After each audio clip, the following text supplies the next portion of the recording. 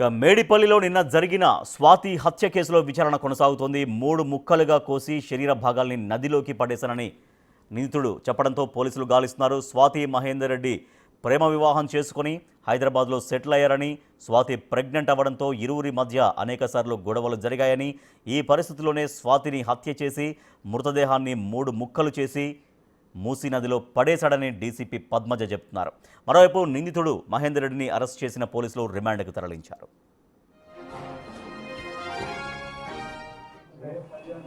Accused Mahender Reddy has killed his wife. కొన్ని ఇబ్బందులు ఏర్పడడం వల్ల వాళ్ళు జాబ్ పర్పస్ సిటీకి రావడము, ఆ క్రమంలో వాళ్ళిద్దరు కూడా, అతను ర్యాపిడో డ్రైవర్గా జాబ్ చేస్తూ, ఈ అమ్మాయి ఏమో పంజాగుట్టలో ఒక కాల్ సెంటర్లో వర్క్ చేసేది.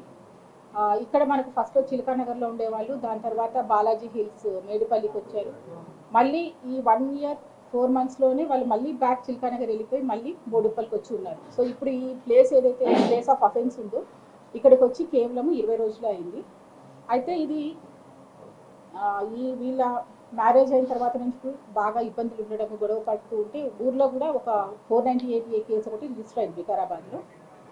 ఆ తర్వాత ప్రాపర్గా కౌన్సిలింగ్ చేయడం అవన్నీ చేసిన తర్వాత వాళ్ళు కాంప్రమైజ్ అయిపోయింది. మేడిపల్లి పోలీస్ స్టేషన్ పరిధిలో నిన్న స్వాతిని హత్య చేశాడు తన భర్త మహేందర్ రెడ్డి. హత్య చేయడమే కాకుండా అత్యంత కిరాతకంగా మొత్తం ముక్కలుగా నరికి 3 పార్ట్స్ని మూసీ నదిలో వేశాడు. మూసీలో గాలింపు ప్రక్రియ అయితే కొనసాగుతుంది. మరోపక్క నిందితుడు మహేందర్ రెడ్డిని రిమాండ్కు తరలించారు. మా ప్రతినిధి సాగర్ మరింత సమాచారం ఉంది. సరే సాగర్, ఫర్దర్గా దీంట్లో ఎట్లా తమ దర్యాప్తు కొనసాగిస్తున్నారు పోలీసులు? ఏమైనా ఆనవాళ్ళు ఏమైనా దొరికాయా మూసీ నదిలో పడేసినటువంటి బాడీ పార్ట్స్లో?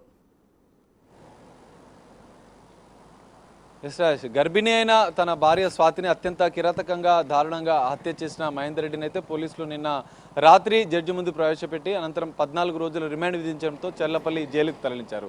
అయితే ఇప్పటికే కుటుంబ సభ్యులు స్వాతి మృతదేహాన్ని ఏదైతే 3 తల, కాళ్ళు, చేతులని పూర్తిగా 3 భాగాలని 4 విడతలుగా మూసీ నదిలో పడేసిన నేపథ్యంలో పూర్తిస్థాయి మృతదేహం లేని నేపథ్యంలో కుటుంబ సభ్యులు ఆందోళన వ్యక్తం చేస్తున్నారు. స్వాతి తల్లిదండ్రులు, కుటుంబ సభ్యులు మాత్రం మృతదేహాన్ని తీసుకోవడానికి నిరాకరించిన పరిస్థితి కనిపిస్తుంది. సో వారు ఇటు ఊరిలో కూడా కొంత ఆందోళన చేస్తున్నారు. ఖచ్చితంగా అంత్యక్రియలు కూడా ఆ కుటుంబమే చేయాలంటూ కూడా వాళ్ళు డిమాండ్ చేస్తున్నారు. పోలీస్ స్టేషన్ కూడా చేరుకుని కొంత ఆందోళన వ్యక్తం చేసే అవకాశం కనిపిస్తుంది. ప్రస్తుతం మనం మూసీ నది వద్దన ఉన్నాం. నిన్న మహేందర్ రెడ్డి అత్యంత దారుణంగా 5 నెలల గర్భవతి అని చూడకుండా తన భార్యని అత్యంత కిరాతకంగా, ఏదైతే అంటే గతంలో కూడా అబార్షన్ చేసి గర్భవతి అయిన నేపథ్యంలో ఆమె కాల్ సెంటర్లో పనిచేస్తుంది కాబట్టి కొంత అనుమానం ఉన్న నేపథ్యంలో నిరంతరం ఫోన్ కాల్స్ మాట్లాడుతుందని అనుమానం పెంచుకున్నటువంటి భర్త మహేందర్ రెడ్డి ఆ గర్భంలో ఉన్నటువంటి బిడ్డ తనది కాదని భావించి ఆమె పైన హత్య చేశాడు. పూర్తిగా గొంతు నిమిలి హత్య చేసి ఆధారాలు మాయం చేయాలన్న ఉద్దేశంతోనే శరీర భాగాలను పూర్తిగా కట్ చేశాడు. కాళ్ళు, చేతులు,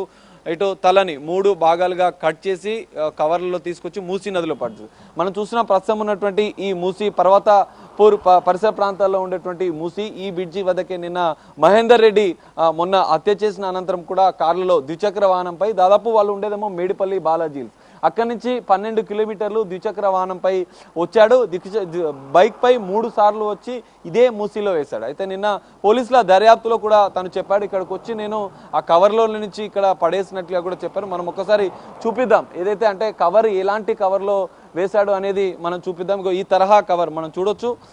ఇది ఈ సైజు కవర్లోనే దాదాపు బాడీ పార్ట్స్ని ముక్కలుగా చేసి ఇందులో మూసీలో, ఎందుకంటే ఈ మధ్య భారీగా కురిసిన వర్షాల నేపథ్యం మూసీ ప్రవాహం కూడా ఎక్కువగా ఉంది. సో ఇది వేయడం వల్ల ఇక్కడ వరకు మొత్తం నిన్న డిఆర్ఎఫ్ బృందాలు, పోలీసులు పూర్తిగా సెర్చ్ చేశారు, గజ ఈతగాలతో వెతికించారు.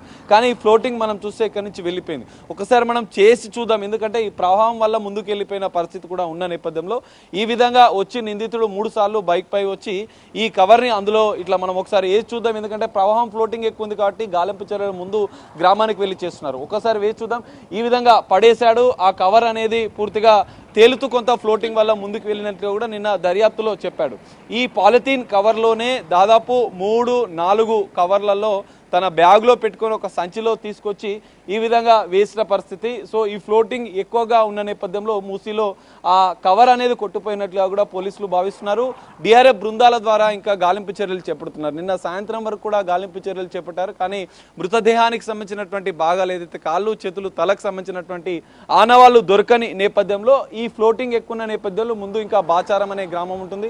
అక్కడి నుంచి పోచంపల్లి వరకు కూడా మూసీ అనేది ఇంకా ఎక్కువగా ఫ్లోటింగ్తో ప్రవహిస్తుంటుంది. సో ఈ నేపథ్యంలోనే పోలీసులు మరింత డిఆర్ఎఫ్ బృందాలతో గాలింపు చర్యలు చేపట్టారు. మరోవైపు మృతదేహాన్ని తీసుకోవడానికి నిరాకరిస్తున్న కుటుంబ సభ్యులకు కొంత నచ్చజెప్పే ప్రయత్నం చేస్తున్నారు. ఇంకా అయితే పోలీసుల దర్యాప్తు ఇంకా కొనసాగుతుంది. ఇటు మహేందర్ రెడ్డిని మరోసారి కస్టడీకి తీసుకొని కూడా విచారించాలని చెప్పి పోలీసులు భావిస్తున్నారు. ఆ 3 భాగాలకు సంబంధించినటువంటి మృతదేహ భాగాల కోసం ఇంకా డిఆర్ఎఫ్ బృందాల సర్చ్ ఆపరేషన్ అనేది ఇంకా కొనసాగుతుంది. కుటుంబ సభ్యులు మాత్రం రైట్ సాగర్, అప్పుడు మూసీ ఫ్లోటింగ్లో కవర్ వెళ్తున్నప్పుడు కొట్టుకుపోయేటప్పుడు ఏదైనా అక్కడక్కడ కొంచెం బండరాళ్ళు కొన్ని తేలి ఉంటాయి.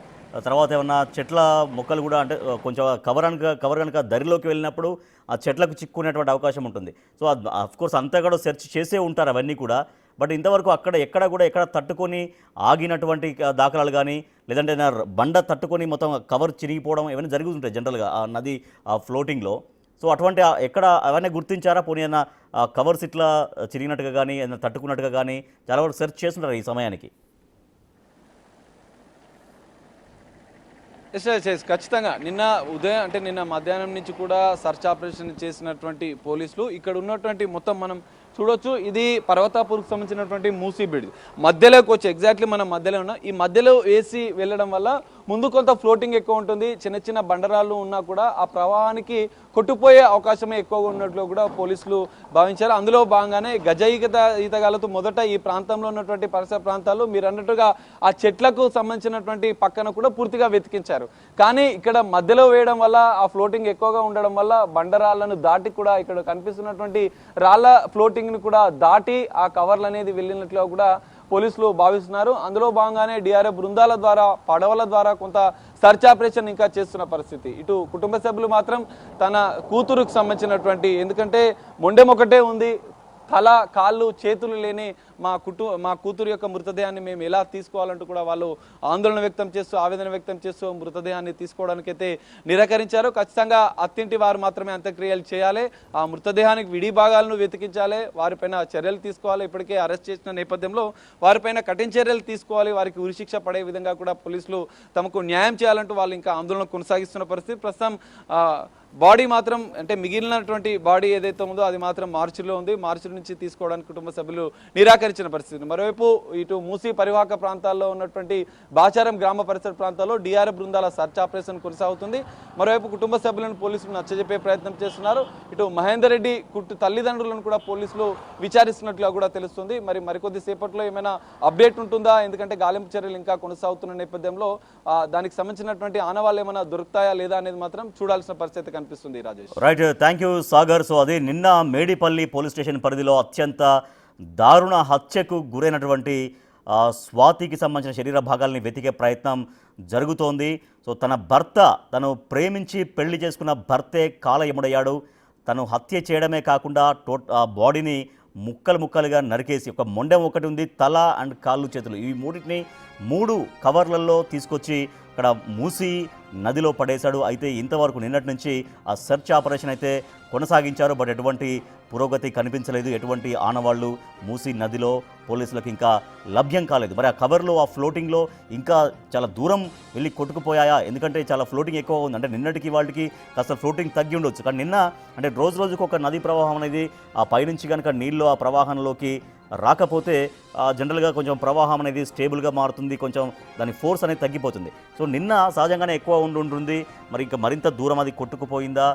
ఇంతవరకు పోలీసులకు ఒక్క ఆనవాళ్ళు కూడా దొరకకపోవడం కూడా కొంత సరే అది ఇంకా సెర్చింగ్ చేస్తున్నారు. బట్ అప్డేట్స్ ఇంకా రావాల్సినటువంటి అవసరం అయితే